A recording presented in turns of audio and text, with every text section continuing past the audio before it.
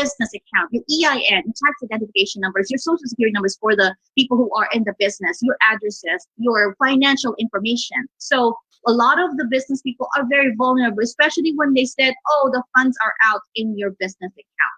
So say, for example, I went to my bank and they said, well, you have to apply someplace else because we have already exhausted our PPP funds. So what does a small business owner do? Look elsewhere. Now, if I'm looking and I'm searching and then I had an email stating that, oh, we have PPP loans, I would be tempted to go into that site to apply. And I will be very much willing to give any information that they want to take from me because I'm thinking I'm going to get this loan, correct?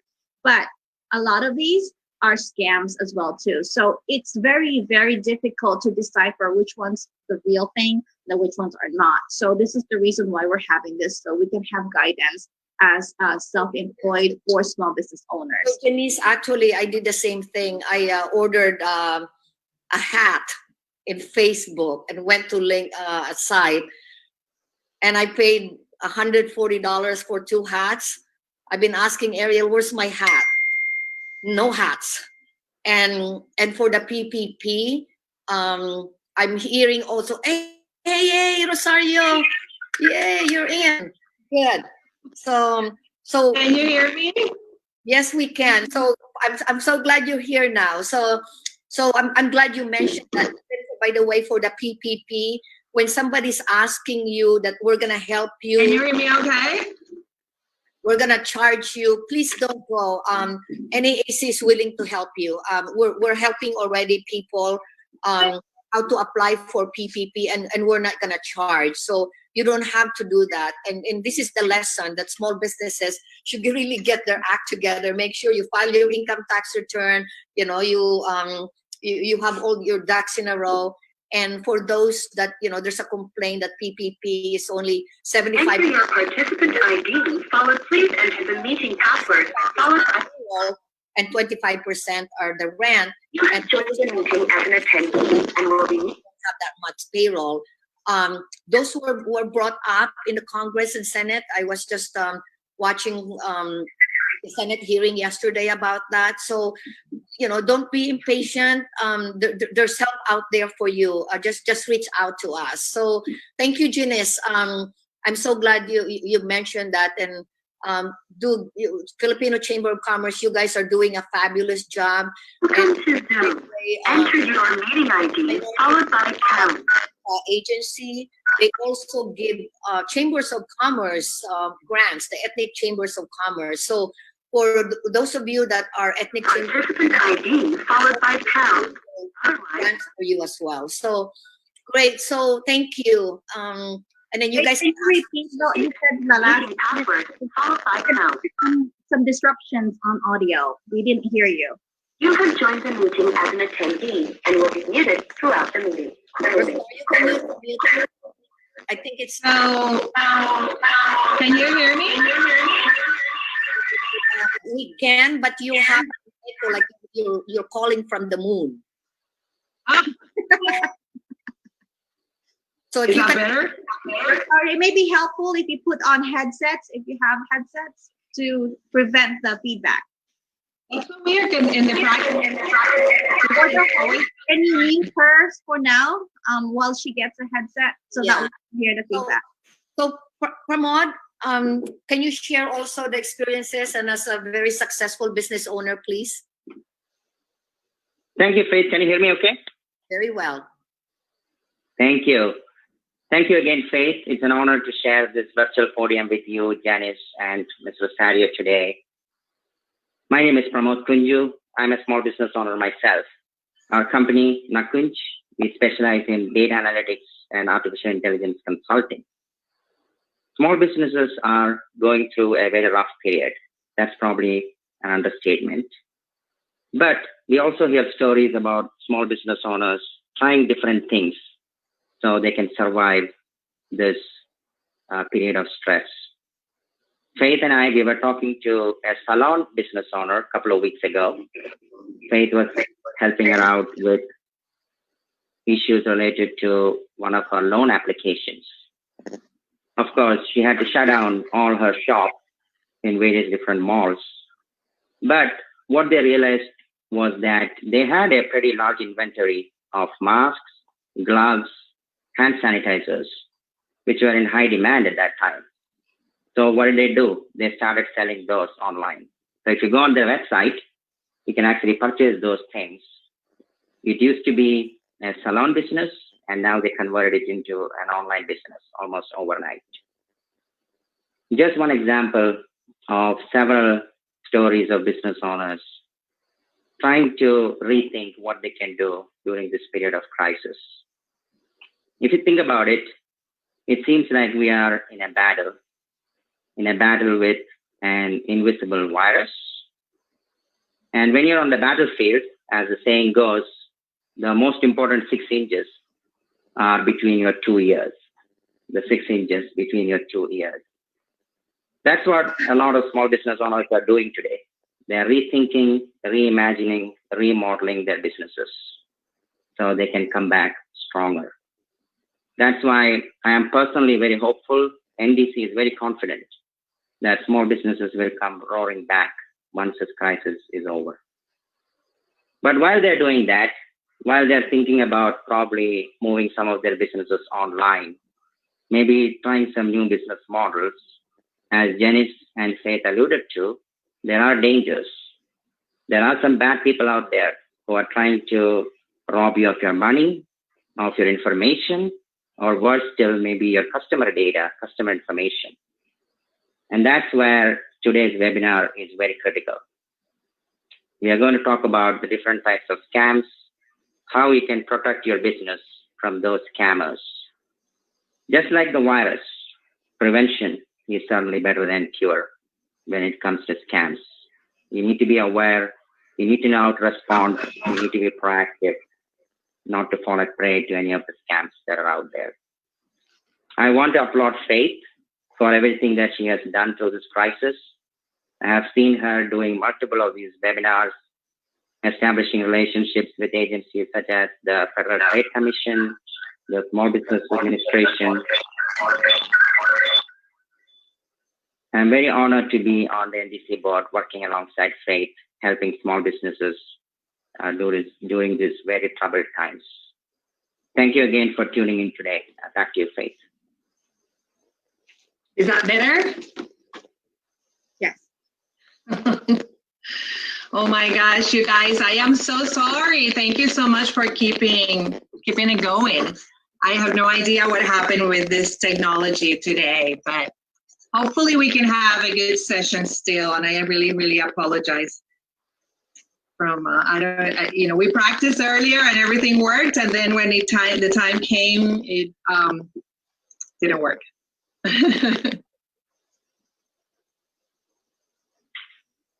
I cannot Faith, hear we cannot hear you, Faith. I think you're on mute. I said, Ms. Rosario, you're excused. You're from the Federal Trade Commission. So let me introduce to you attorney for Federal Trade Commission at the Division of Consumer and Business Education. So guys, listening to this, please write things down. This is very important, how you can be protected by the Federal Trade Commission called FTC. Last time we had a webinar with SEC, in Washington, D.C., Pastor Jack would say, every letters, they have it, SEC, FEC, DOJ. So take it away, Attorney Rosario. Thank you so much. Okay, so I am going to share my screen so that I can show you a presentation that I have put together, and then we can also talk at the same time, okay? So as Faith said, and I am sorry again for the delay, I am an attorney with the Federal Trade Commission. I'm specifically in the Division of Consumer and Business Education. My name is Rosario Mendez, and the division that I am in is basically an office that comes up with ways to communicate to businesses and to consumers what are their rights in the marketplace and their responsibilities, and also alert them about scams and frauds and deceptive practices that we see in the marketplace that can be, harmful. And so we want to make sure that people are aware so that they know what to do in case that they see some of these scams or that they experience it and know where to complain. And in these times of the coronavirus pandemic, we are seeing some things that we think is important to let people know so that you can help us also spread the word to other business owners and other people in your community. So with that, I'll just go ahead and start. I mean, as I was just talking about, with this pandemic, we know that the scammers follow the headlines. So we know that they're very aware of the fears and the confusion that people are experiencing because of the pandemic. And so they are really trying to take advantage of that. And what we see is that at times like this, not only they use the same tactics that they have been using before, but they twist it a little bit, they kind of accommodate their messages so that it fits with what's going on right now with the coronavirus pandemic. So from the get-go, I want to let you know that you can report scams that you see to the Federal Trade Commission, and that is at ftc.gov/complaint, the place where you can report fraud to us, and that helps us as law enforcement agency. Let's start talking a little bit about the help that the government has for small business owners, because I want to alert you of some things related to scams around that. So as you all know, the CARES Act has set aside some, financial help for small business owners, for small businesses, and all the accurate information on those loan programs. You probably, as business owners, know about them already, but I want you to know that sba.gov/coronavirus is the website where you should go for information related to the government's help for small businesses. And I say that because we do know that they are people, these honest people, trying to take advantage, if you will, of the situation and trying to take small businesses' money and information. So what you should know is that the government is not going to ask you to pay up front to get your loan or your individual money as a consumer, the money that the government is giving to some consumers that are eligible. The government is not going to call you out of the blue or ask over your financial information or personal information or the employee's information. And we want you to be wary about anyone who tells you that they can get your money faster. There are some loans where SBA loans where the money, it's kind of given, part of the money is given in an expedited way. But we want you to make sure that you are dealing with an SBA approved loan, okay? And that is where you would go to sba.gov/coronavirus to find specifically those loans. You go to the option that says funding options. And when you click on that link, you'll get to a page where they give you all the funding, the different programs that they have, the Paycheck Protection Program, the EDO that they call, and there are others. And I mention all this because like I said, we do know that there are dishonest people trying to confuse you, okay? This on the screen that you're seeing right now is an example of that. It is an advertisement online, a website called sbaloan.com, which was promoting itself as being a direct lender for the Paycheck Protection Program. As you can see in the bottom, they have the name SBA. They use the SBA loan program as the name of their program. They use a picture of the Capitol to make you think that they're affiliated with the government. But in reality, what we found is that they were not affiliated with the SBA. They were in fact not a direct lender for the Paycheck Protection Program, the real program of the SBA. And what happens was that people who apply business owners that applied through this company, they not only wasted their time because they didn't get any loans, they actually wasted time because they wasted maybe an opportunity to apply for the real loan. And then now another company has their information. So that's why we want to make sure that you go to sba.gov/coronavirus and find out exactly the procedure to apply for these loans. And if your lender, we suggest that you go directly to a company, a bank, or a credit union or an organization that you already have relationship with, that you already have done business with. If they are not a direct lender for this program, they're not offering these programs for some reason, there is a tool at sba.gov/coronavirus where you can put your zip code, and then you can find out what are the lenders in your area that are approved to offer these loans. Okay. With that, I was wondering if there are any other questions related to anything before I move on to the next slide. Yeah, Attorney Rosario, I heard about scammers sending phishing emails. Can you tell us about that? Yes, there have been some phishing emails that we have seen where what phishing email basically is an email that maybe looks like a company that you know, or an organization that you know, like the SBA maybe, or another federal agency or organization. And what they're trying to do is to get you to give them personal information. So it has links saying, we need your social security number, your financial account, go here to input that information, or we need you to forward your passwords or change your password, I'm sorry. And here's a link for you to do that. This is an example of some of those phishing emails that we have seen.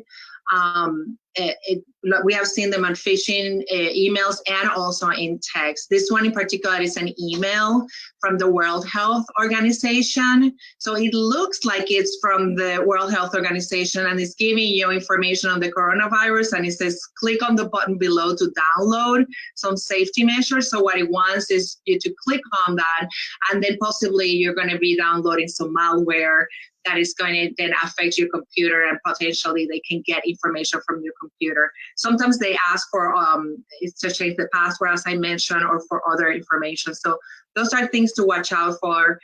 Don't click on links of emails that you didn't expect. If you want information from an organization that sends you an email, just go directly to that organization and find out, what the information is, instead of clicking on a link that may be a spoof, basically, maybe a phishing attempt. There are also malicious websites that we have seen. They have bought a lot of the coronavirus domains.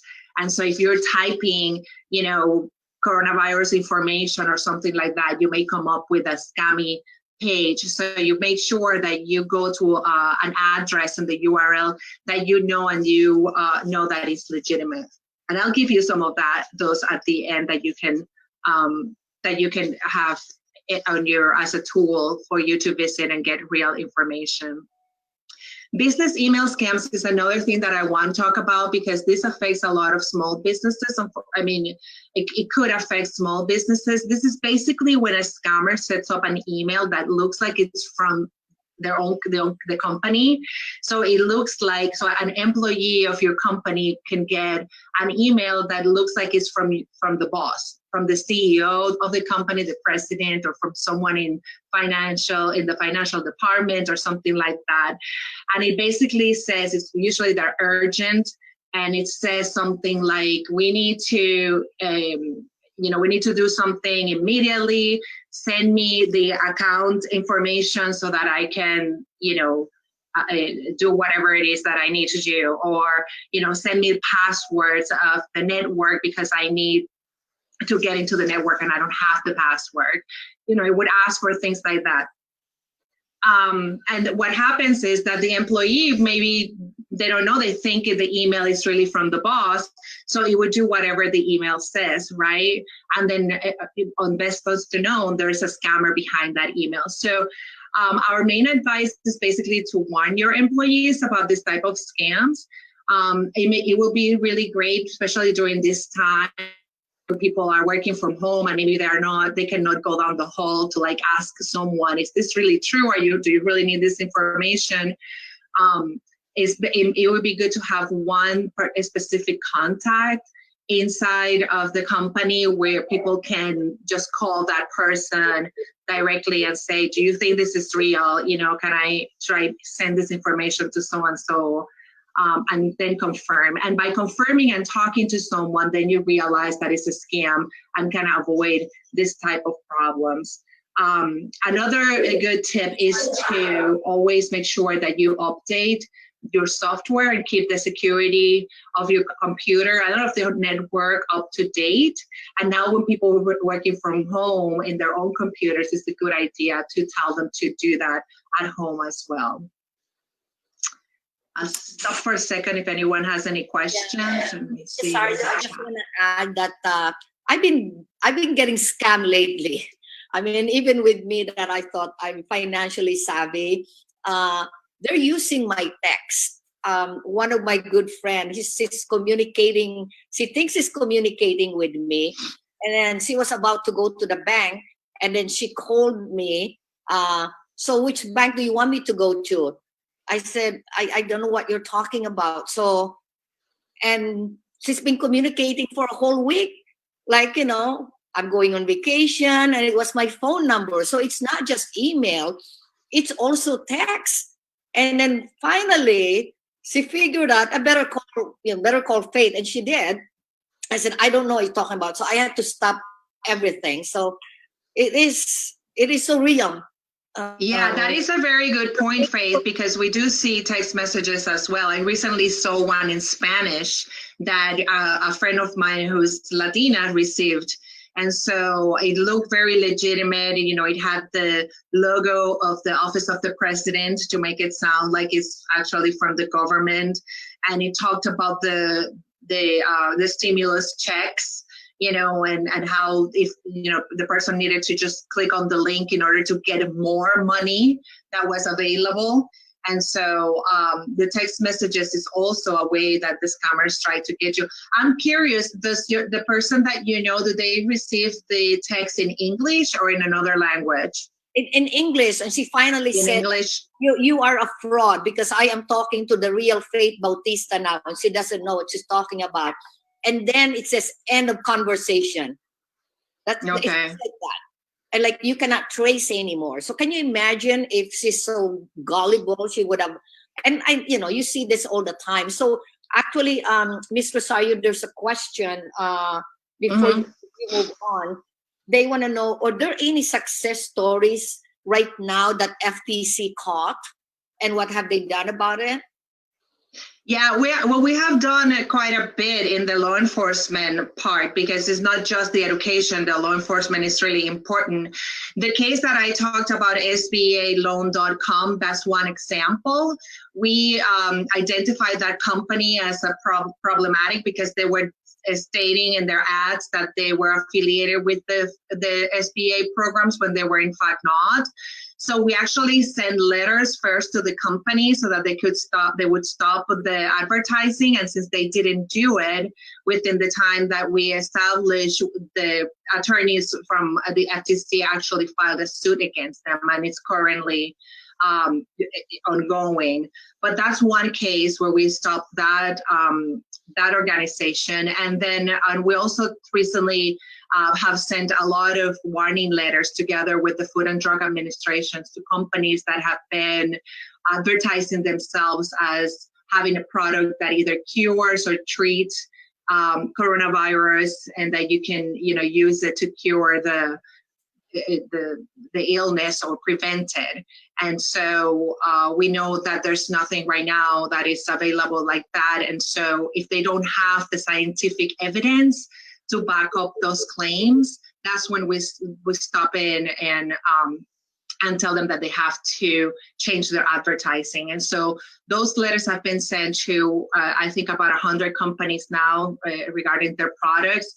And so that has substantially stopped some of this advertisement, because they have to comply with the law, and they have to then change the way that they advertise their products. But if you see something like that, or a scam that you think it's related to the coronavirus or to anything else, I hope that people would complain and let us know about it at ftc.gov/complaint, because it's very important. That's the way that we know that this is happening, and then we can take action either through law enforcement or through educating others and alerting others about what's going on.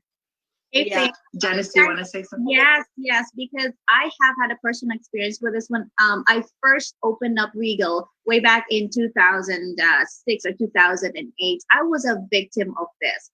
I started my business with very little money, so I thought that having a business loan was good. So I really did go through all of this, up to the point wherein I even sent money through Western Union. I think they said it was an application and a processing fee about $1,500. And so, me, naive as I was back then, and I didn't know that I can report this. I sent money through Western Union, and then it was untraceable. I tried to trace them back. I tried to call that number again. It was gone. So at that time, I didn't know where to go. And thank you so much, Faith, for putting this together, because at least now people know that they can complain, they can go after these people. It was something like a very foreign sounding people, but at that time I did not know what was real and what was not. I didn't know that these things exist. So again, I'm speaking for small business owners seeking for maybe a capital loan or a business loan to get things moving, and I'm pretty sure these are back again. So thank you so much, Rosario. And Janice, I'm glad that you mentioned that experience, because one of the things that we know is that scammers and dishonest people want you to pay that way. They want you to pay using wire transfer or paying with a gift card. We've seen, maybe not related to loans, but related to other scams where they ask people to use gift cards as payment. And so if you hear someone telling you to pay that way, you can be sure that that is a scammer, because a legitimate organization is not going to ask you to pay that way. And the thing is, just like you said, those payments methods are not traceable, so that's why they like it. So to ask that. I also heard a variation of it with IT professionals as scammers. What exactly is that? Yeah, so the IT scams that we have been alerted people about, small business owners about, is similar to the business email scam that I just talked about. That happens basically an IT professional, so either your IT department, if you have one in the business, or a contractor, if you have it. So a scammer would try to imitate that person, right? So that the scammer would send an email to one of your employees saying, is your IT department or is your IT consultant? And, it would say something like, we have changed the platform that we're going to use for the meeting. So click on this link and we're using this now. Or say something like, I need you to get into your computer so that I can do something, related to work. And so what they want is to download malware into your computer, or they want to access the network. And if the employee is connected to the business network, then that would be the business network where this hacker is getting in. So that's why we want to make sure that people know that that kind of thing is happening, that kind of like spoof emails that look like they are from someone that is within the company or from someone that you've dealt with, but really is a scammer behind it. So before you give any information or click on any links, just make sure that you're dealing with the person that it says that it says that it is, and it's a great idea to warn employees about it, and to also have a contact inside the company where people can confirm this kind of things. So the word spoofing, guys, that's also on the robocalls, that it looks like area code 650-415-818. So you would think that's your local. but actually it's not. So it's coming from India or Philippines or Russia. So that's called spoofing. So be careful. When I mentioned, Attorney Rosario, that the robocalls, that if you don't know the person calling you, let them leave a message. And no matter how FCC, FTC, all of this that you guys are preventing, I'm sorry, Pastor Jack, I'm gonna mention again. We say, I say this actually. Sometimes we screw our own people, right? So when you ask, was it like Tagalog? Well, they said in English because Filipino speaks more English. So Yeah. anyway, this is, it's really amazing. We all needed this alert. I know many people have questions out there. We just want to take a few questions from our panelists. From Maud, Janice already had a question. From Maud, Yeah, I have a question. Of course, prevention is better than cure here, Mrs. Rosario. But let's say that my social security number is compromised and it's out there. So, as they say, these scammers have to get it right only once and they get hold of your information. So what kind of relief mechanisms are out there? If you already know that somebody has your social security number, they can open credit cards, they can open bank accounts. I mean, what do they do? So you've been victim of identity theft is what you're saying. So I think the best thing is to go to identitytheft.gov, which is a website that we manage. But what that does is that it helps you clear up whatever complications you've had with identity theft. So when you go to identitytheft.gov, if you've been a victim, you follow a series of questions on that website, and it will give you in the end a plan for you to take action now and try to fix the problem. So for example, if you've had credit cards opened in your account, it would tell you, how to contact the companies and what kind of letters you need to send to them. It would actually print out a letter with your information. You input the information, but it has a letter already there that you can print out and you can mail to the companies that you need to mail them to. And at the end, if you've had for example, any trouble with tax identity theft where someone has filed taxes on using your information, you can also file the form that the IRS requires for tax identity theft for them to start looking into it. So at identitytheft.gov, you can do that as well. And then and you create an account there, because a lot of times identity theft is not as sometimes they're simple things, but a lot of times it could be much more complicated than just one simple phone call. So the identitytheft.gov website helps you. It creates an account for you, and it sends you reminders. Did you already send this letter? Did you already contact this company? And that way you can be on top of it and try to solve your situation. Is the best thing that you can do in that case of identity theft, to try to be on top of it and take matters into your own hands and try to clear your name. Yeah, Attorney Rosario, before you make more presentation on the identity theft, I just want to tell the viewers that, as a HADA-approved counseling agency, some people really get depressed, especially for the immigrants. This is like violation of everything, right? Personal rights. It's like they cannot believe that they're in this country and yet everything was taken away from them. I know someone who really got depressed, and it took her 1 year before she can come out and understand. Ladies and gentlemen, you're not alone. If you ever have any identity theft or any complaint, don't just go out there and hide. Come out. I'm going to volunteer the NAAC counselors to help out.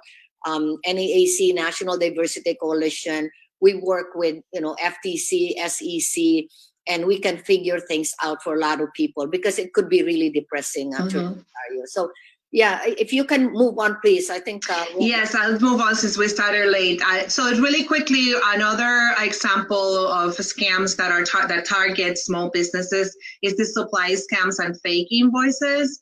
I don't know if you've seen this, but basically with fake websites, basically we're seeing now in this crisis sometimes websites pop up saying that they have products that we all want during this time, like cleaning products or masks or things like that. And we're getting complaints about this product's not being delivered. So you pay with a credit card, they take your information, they take your address, but they don't deliver. So be careful about fake websites. I think the best thing is to just go to sites that you know where you've ordered before, or that you know that are trustworthy and that will deliver. So try to avoid, things websites that you don't know right now during this confusion, just to avoid maybe falling into those. And then the fake invoices is also something that we see targeting small businesses. And we want to make sure that, basically they send over the mail an invoice for products that are company would normally order, like, I don't know, paper for the copier machine or ink for the printer. And what they're banking on is that employee receiving that invoice and just paying it without verifying that the products were actually ordered by someone in the organization. But now that everyone is working from home, or most people are working from home, they could be sending them through email as well instead of the mail. So we just want people to watch out for that. The illegal robocalls, which we talk a little bit about, this is basically what Faith was mentioning, just robocalls that call you and try to sell you something on the phone, try to sell you a service or a product. The best thing is to hang up and not press any numbers, because if you press something, sometimes they say press 1 if you don't want to receive any more calls from us. But what happens is that lets them know that someone is picking up that phone. And then they'll call you, they'll keep calling you. They'll never stop calling you because they know that phone it works. So the best thing is to hang up, don't press any numbers. If you have a cell phone, you could block that number. Sometimes it's easy with a cell phone to block it. If not, you can contact your company, your service provider to see if they have some kind of blocking program that you can join. And you can report those calls to ftc.gov/complaint. This little bubble, your business may be affected by coronavirus. I put it there because we've heard of robocall. We've heard actual robocalls targeting small businesses where they say, this is about Google, your Google listing. They say during this time of coronavirus, your business is not, something is wrong with your listing, the way that your business is showing up on Google. And they say that is Google and that you need to call them back in order to fix that. So if you're a business owner, you want your presence online and you're thinking that Google is calling you, that there's something wrong with the way your business is being shown on Google, you probably will pay attention to that. But I can tell you that this is a scam. Google does not work that way. They're not calling you. It's really a scammer behind that. And what they want is for you to pay them money to supposedly fix your listing.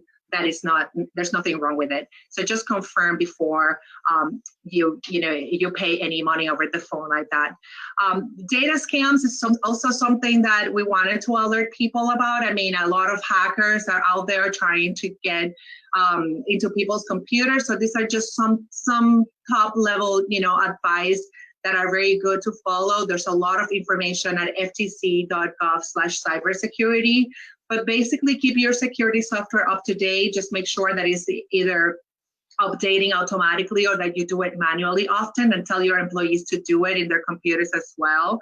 Secure your home network. This is basically the router. Just make sure that your home router has encryption, and that the encryption is at least WPA2 or WPA3, because those are the strongest right now. If not, then maybe check the software of the router and upgrade it to make sure that you have the latest encryption available. Keep an eye on your laptop. Most people are at home, but if you go out, just make sure that you watch your laptop, which can be, a mine for a thief or an identity thief. secure store sensitive files at home, and shred sensitive information. Just make sure that you're using a shredder instead of just throwing them on the trash. If you took some documents maybe from home, from work to home, with sensitive information about the business. And there's a lot of information at the NIST website. NIST is the National Institute of Standards and Technology. I put the website there. And then also at ftc.gov/cybersecurity. And that information is specifically for small business. So lastly, you can sign up to receive our business alerts, and that is at ftc.gov/subscribe. We do business alerts almost daily, and we also do consumers alerts, so you can stay on top of all the things that we know and that we're alerting people about. And again, you can go to ftc.gov/complaint to file a complaint. And all the tips from the FTC related to the coronavirus are at ftc.gov/coronavirus/scams. There's a lot more information there that you may want to take a look. And finally, this is just a little disclaimer. I speak for myself and not for the FTC or for the commission or any other of the commissioners. So that is my formal presentation. If there's questions, I'm happy to continue. Ms. Rosario, I have questions here from Giselle Tonji Walters of Island Pacific. It says, by the way, the Chinese robocall, Ms. Rosario, I don't know what you can do about that. I get that all the time, and I cannot answer back, and I cannot cuss on them because I don't understand what they're saying. But that Chinese robocall, that language is so annoying. But we would be, you should file a complaint and let us know that you're receiving robocalls in Chinese, because even if we should know about that. And with that, I should mention that, so we have some information for consumers on different Asian languages that you may be interested at the page that I mentioned, ftc.gov/coronavirus/scams, in Korean, Tagalog, Simplified Chinese, Traditional Chinese, and Vietnamese. So in addition to English, we have some information in those languages as well. But I think you should file a complaint about that Chinese robocall so that we know about it. I'm gonna do it. And by the way, you pronounce Tagalog. Oh, sorry. Let me read a question of Ms. G. For other businesses that we do businesses with, if we cancel service with them due to the COVID-19, can they still charge our company a cancellation fee despite the pandemic? Aren't these circumstances that validate waiving a cancellation fee at this time? And if not, can we call the FTC for help? And then also one, since we have a high traffic from our customers, 100,000 plus, that's how many people coming in their stores a week, what can our company, Island Pacific, do with the FTC to educate our consumers? Good question. So on the cancellation one, I would just say that you would have to, I think you would have to figure out what's happening in your state. I don't know where this person is, but I think some states are trying to work those issues. So maybe there are some state laws that will help you. I think contacting your vendor and trying to figure out with them, about this cancellation fee and reading the details on how your agreement was set up is probably a good idea. If you want to file a complaint with the FTC, you can do that. But I think this is mostly an issue that has to do with the contract that you signed with this person, and if there are any reliefs right now based on state law. And the second, what was the second question? How can an Island Pacific supermarket that has 100,000 traffic a week, what can they do with FTC? The supermarkets. Yeah, we've worked with them, I think, in the past before. That'd be wonderful. So they can contact me directly. I'll be happy to talk to you about what you can do. There's many things, for example, in our website, ftc.gov/coronavirus/scams.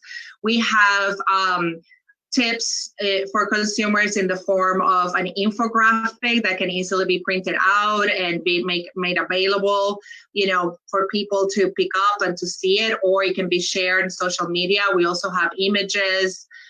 We have videos. Short videos that can also be shown in social media, promoted on social media. But I'll be happy to talk to them to see what kind of communication channels they have for their people, and that I can provide the content, and I'm happy to work on that. Okay. And So would you give me, so I'll put my, let's see, my email on the chat box. I think can everybody see the chat box? if not, I can give the information, Ms. Rosario. So, I put my email right there, so I'm happy to, if you want to email me separately. a good idea, yeah. And I think, Attorney Rosario, because of the COVID, people don't want to touch papers. So my suggestion is maybe you can do a live video with a picture of me or Pramod or Janice that looks like them, right? In Hispanic, where they can put it on the churches, for example, on, before the service starts, or on the exit screen, or the cashiers, more about FTC. I was asking Janice to distribute some of the flyers, and she said, no more papers. So yeah, I understand. Yeah, for sure. We are actually creating something for cashiers regarding the gift cards. How scammers, I mentioned how scammers ask you to pay with gift cards. So we're creating something to try to have them at cashiers in different retailers, so that people, before they buy the gift cards, they can be alerted that this could be, if they're dealing with something, a scam related, to like stop and think about it, how they're using the gift cards. But we also have a lot of other information that is very usable, and I'm sure that we can find ways to work together. And for all the other people, if you have social media, I think social media is really powerful, and we have a lot of we call shareables, or images that already have tips and information on how to stay away from scams during this pandemic, and where to go for real resources, accurate resources like the FTC page. And you can find those and use them. It's all in the public domain, and it will be great if people are using them, start, helping us disseminate this information in their communities. And there's a question, are there any types of languages aside from English and Spanish? And I think you already answered that. How many languages do you offer? So for the coronavirus things is, let me see, 1, 2, 3, 4, 5. So coronavirus is Korean, Tagalog. Is that right? Tagalog. Simplified Chinese, traditional Chinese, and Vietnamese. And I think we have other language. There's other information regarding immigration scams on other languages. But for the coronavirus, those are the languages that we picked. But we're happy if you want to take some of our information, let's say the infographic that has 5 tips to avoid coronavirus, and you want to translate it into your own dialect, you can do that, because this information is from the federal government, so it's in the public domain. So it's available for people to use it. So you could also do that on your own. We just don't have anyone in-house to do that. But if you know a specific dialect or something that you want to communicate into your community, you can just take our advice and translate them and give them that way. Good to know. NDC. We just ask you that you don't change them. We'll do something on our website. So before we close, a quick public service announcement from the Consumer Financial Protection Bureau, CFPB. Ladies and gentlemen, if you are concerned about how to pay your mortgage or rent because of the coronavirus national emergency, we have information on what to do now and options for mortgage and rent payment relief. Today, the CFPB, the FHFA, Federal Housing Finance Agency, HUD, U.S. Department of Housing and Urban Development, partnered to launch a new mortgage and housing assistance website to help homeowners and renters during the coronavirus pandemic. I hope this webcast has raised more awareness to avoid being victimized as we begin to reopen businesses safely. Thank you, Ms. Rosario. We learned so much from you today. And be safe. Janice, thank you. Thank you. Thank you, Ms. Rosario. Thank you. And I apologize again, but thank you so much, Faith, for having us. I think this is really important information, and the collaboration with the National Diversity Council and the National Asian American Coalition is very valuable to us. It's really for us to get information out there to every community. Thank you. Well, thank you for what you're doing. We appreciate you a lot. So we'll see everyone on our virtual business mixer. So bring your favorite wine or soda. Have a great COVID day and COVID weekend and Memorial Day. Thank you all. Thank you. Bye-bye. All right, thank Bye. you all for watching. Thank you. Yeah. Memorial Day. Janice. 2 weeks. Hold on a second.